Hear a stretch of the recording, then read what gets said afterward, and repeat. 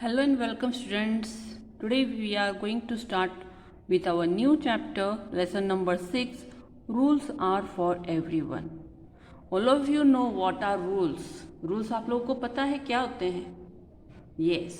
जैसे कि जो हर किसी के लिए बंधन कारक होता है, हर किसी को वो फॉलो ही करने होते हैं, वो सारे उनको हम लोग रूल्स कहते हैं।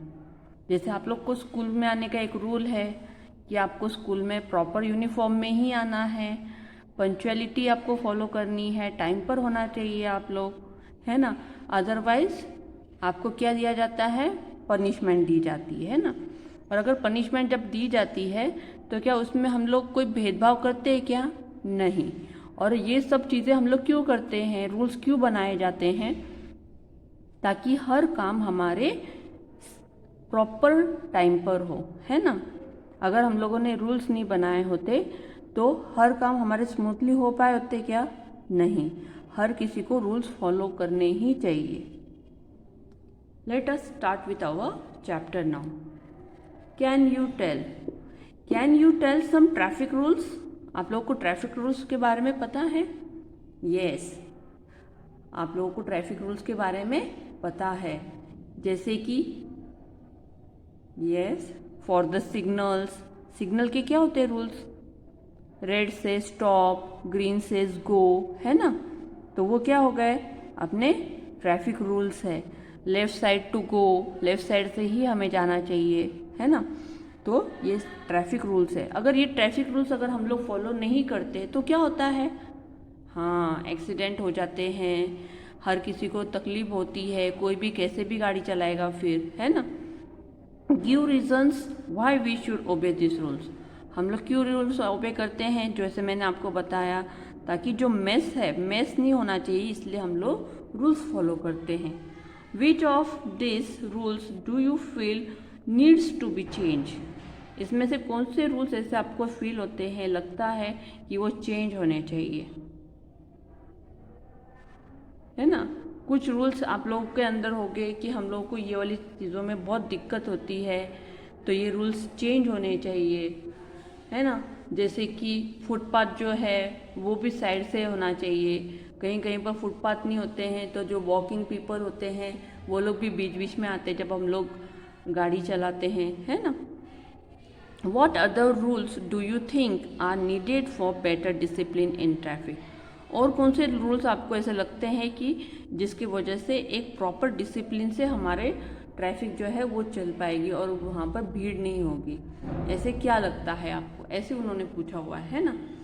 तो ये सब उन्होंने क्यों पूछा गया है? क्योंकि इट इंडिकेट्स दैट, मतलब आप लोग उसके बारे में सोच रहे हो और रूल्स का क्या इम्पोर्टेंस है, इससे ये पता चलता है ना।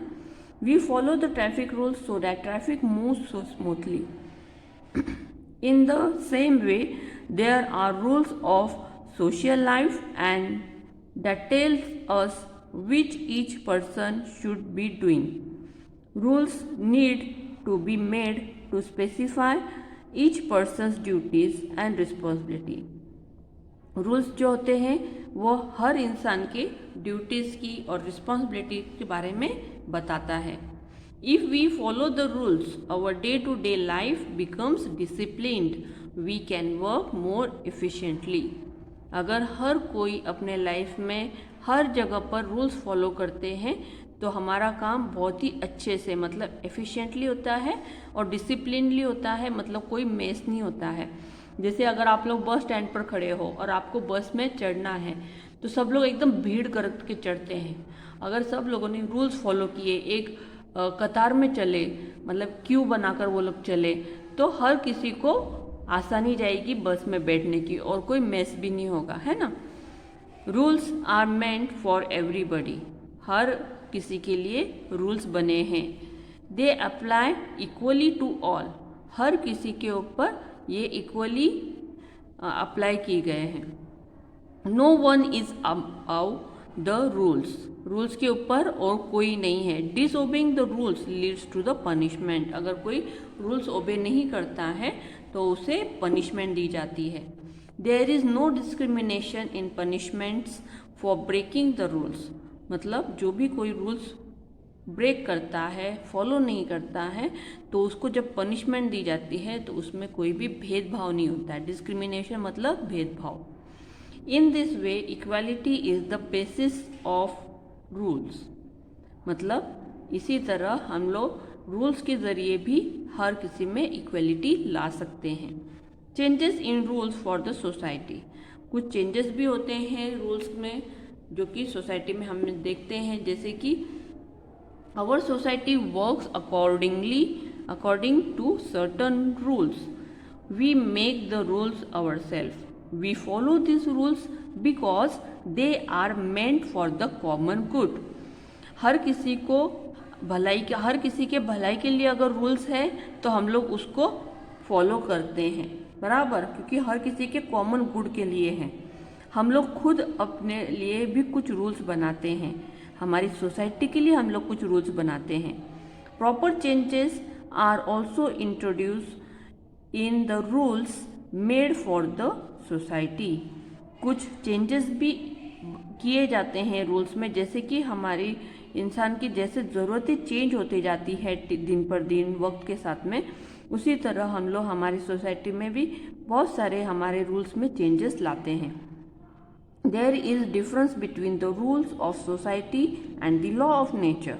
कभी भी आप लॉ ऑफ नेचर और रूल्स ऑफ सोसाइटी को एक मत करना, इसमें बहुत अंतर है।